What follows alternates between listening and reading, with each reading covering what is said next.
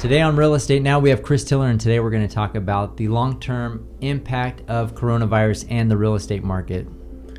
So long-term impact, and we're going to say, what do you want to use long-term? I guess in the next 1 to 2 years, what we can expect impact-wise on the market. Obviously, things change. Obviously, they change significantly from day to day or week to week or month to month, but, long-term, something of this nature. Yeah, it's big. I mean, the unknowns that we're facing right now are, one is there going to be some form of a vaccine. That's a big one. If we can get any indication that that's coming down the pipe, that's really, really going to help at least give some indication of an end date.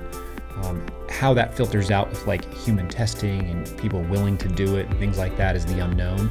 But as soon as you get positive news about some form of a indication that there's an end date, and we're still looking around 18 months, it sounds like, for that.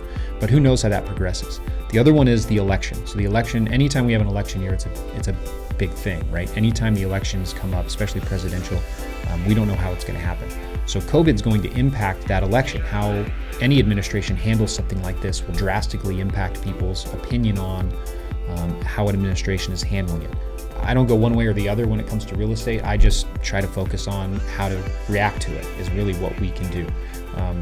Whether you agree or disagree doesn't really become relevant in the impact of it. So it's just a matter of trying to adjust over time. So as far as the impact of the real estate specifically, they've said that they're going to keep rates low for the foreseen future. So that's a big positive for us. So what we don't know is, does that mean that people are now going to just sit tight, knowing that they don't need to make a decision because they think rates are going to stay low for a while? Whereas if they had said, we're going to start increasing over time, well, then that might get people off of the seat to go purchase. So during the uncertainty of COVID, are people going to sit tight, or are they going to start moving as things open back up? So with that opening back up, you start to seeing this wave of opening and closing. So how many times are we going to do this? We're going to reopen and close, reopen and close, reopen and close.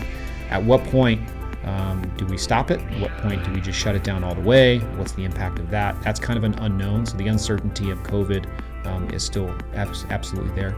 The other one is, for instance, like the CARES Act. So a lot of the government's intervention to try to prop up businesses and keep people employed, unemployment benefits, all of those big things will come to an end at some point.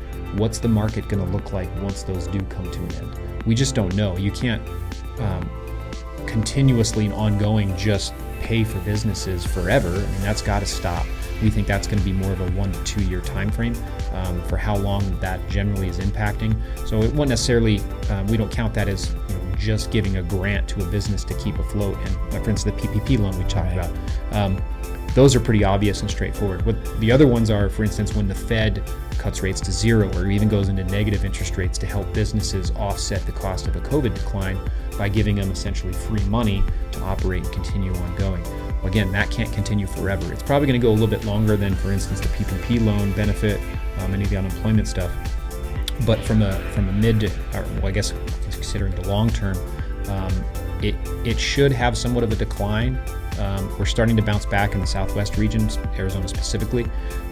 But man, it's very different in places like Seattle and California, where not only was the virus hit hard, New York is another big one, but what happens when the businesses that are there fail, and that was your tax base. And then besides the fact that your citizens are leaving, all of your business taxes are leaving as well. How does that offset? You got to come up with the money somehow.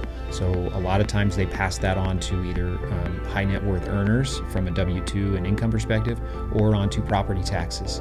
So because if your businesses are leaving, you have no businesses to tax. The only thing left that you can't pick up and leave is a physical house. So a lot of times that impact gets passed on to homes, which only creates a further exodus. So that might be good for us here in Arizona, but it might be terrible for California.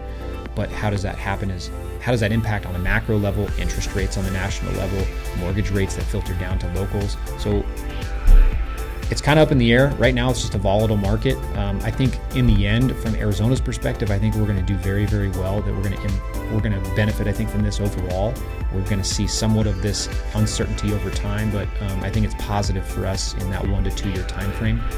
Let's just hope we get some form of a vaccine, or at least a die off of the increase in cases, and we can kind of get back to somewhat normal life and people can get back to work. What do you think? What do I?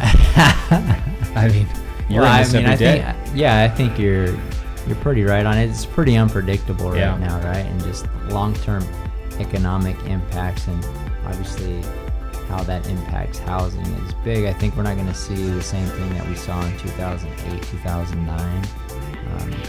The dynamics change, but I think some of these businesses that are being propped up right now probably won't survive beyond being propped up, and how that actually impacts the housing market long term, we'll see.